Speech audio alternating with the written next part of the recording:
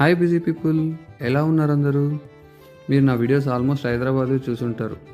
ఎందుకంటే మా పాప అదేనండి నా వైఫ్ ఇక్కడే వర్క్ చేసేది. అప్పుడప్పుడు ఇక్కడికి వచ్చేవాడిని. అండ్ మాకు ఈ మధ్యనే పెళ్ళయింది. కంప్లీట్గా హైదరాబాద్కి షిఫ్ట్ అయిపోయాం.